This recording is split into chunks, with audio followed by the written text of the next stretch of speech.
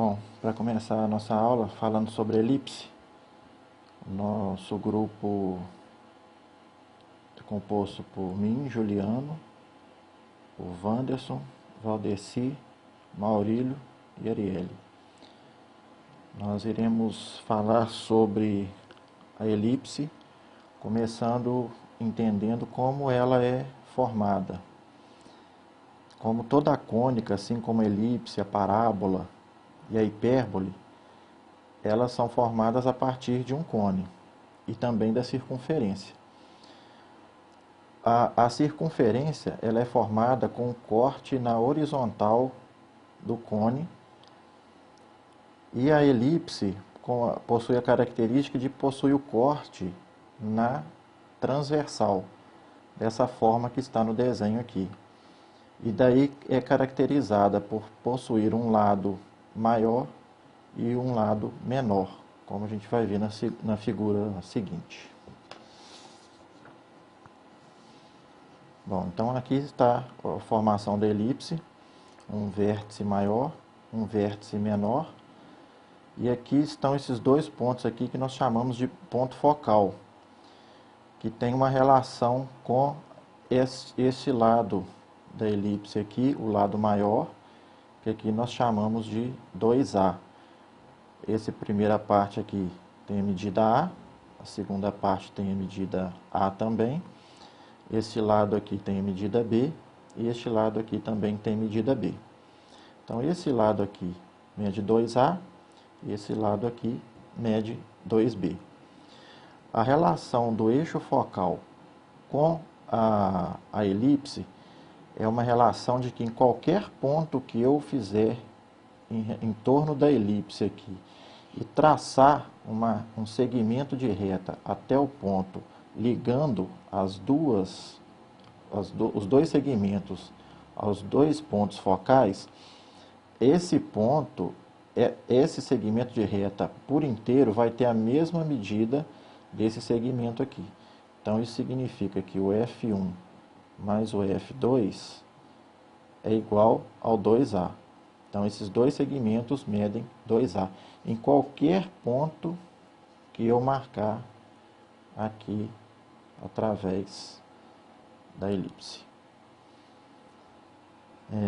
Uma característica dela é que ela se assemelha a uma circunferência, porém tem um lado mais achatado. Então vamos conhecer agora cada ponto dela. Como já falei, esses aqui são os pontos focais. Ponto focal 1, ponto focal 2, os vértices da elipse, né, que são aqui A1, A2, B1 e B2. O eixo maior, então, corresponde do A1 até o A2, que vale 2A. O eixo menor, que vai do B1 até o B2, que vale 2B.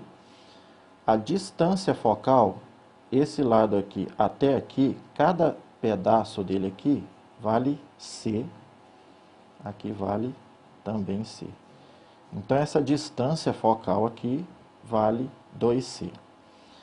E tem uma característica da elipse que é chamada a excentricidade, que caracteriza o achatamento ou a abertura dela.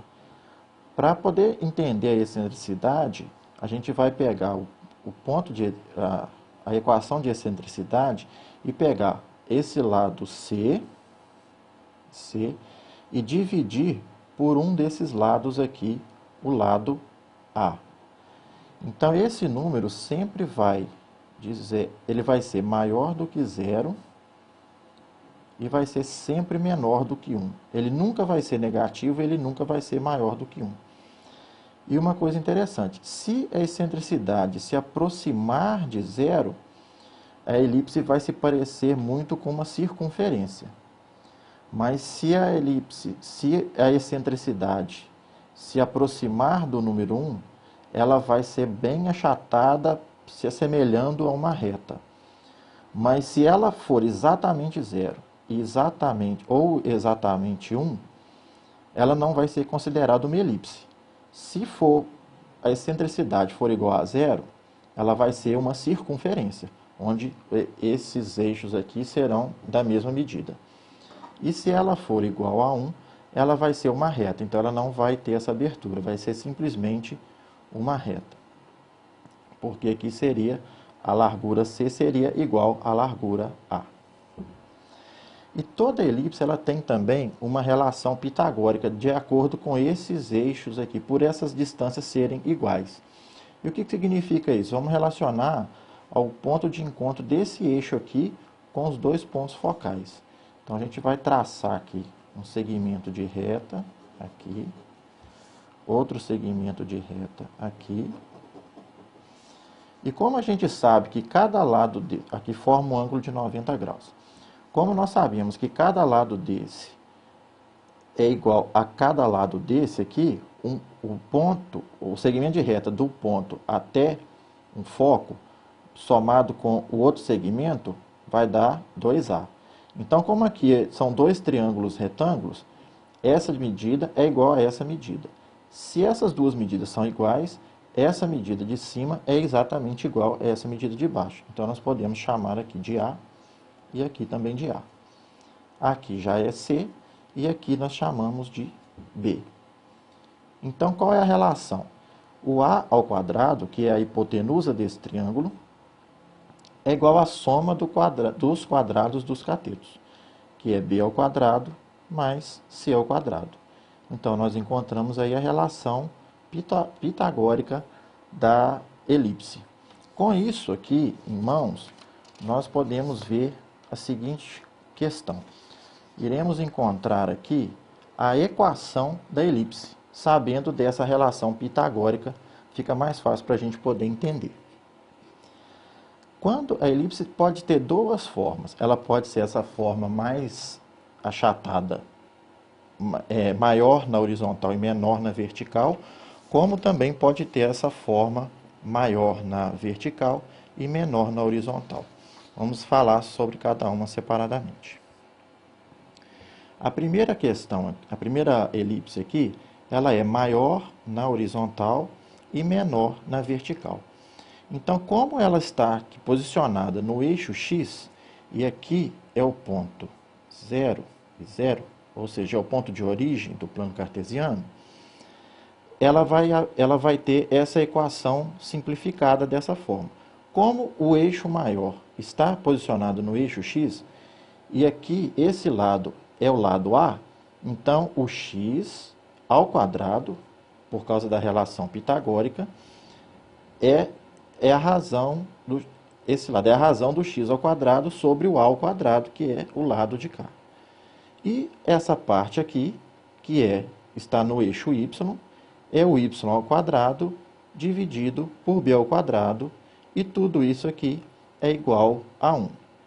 Sabendo que o foco, por estar no eixo y, o foco 1 está no ponto menos c para x e 0 para y, e c para x e 0 para y, no caso do foco 2. Para essa elipse achatada mais achatada na horizontal e mais aberta na vertical, as coisas são um pouco diferentes. Mas é fácil da gente poder entender essa relação também.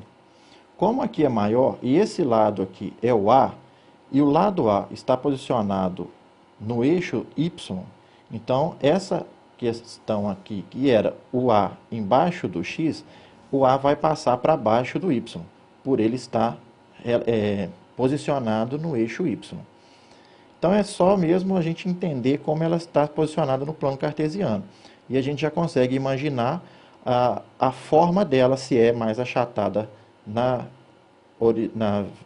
vertical ou se ela é mais alongada na vertical, como é esse caso da segunda opção aqui. E o x ao quadrado, por estar aqui, esse lado é b, esse lado é b, então relaciona o x ao quadrado sobre b ao quadrado, mais o y ao quadrado sobre o a ao quadrado, que é essa partezinha aqui. E tudo isso também é igual a 1. E os pontos focais que nós vimos aqui, para o ponto focal 1, que está no ponto 0 para x e menos c para y, e 0 para x. No ponto focal 2, 0 para x e c também para y. Nós temos uma outra situação para elipse. Nesse caso aqui, as duas partem do ponto de origem. O centro da elipse está no ponto de origem.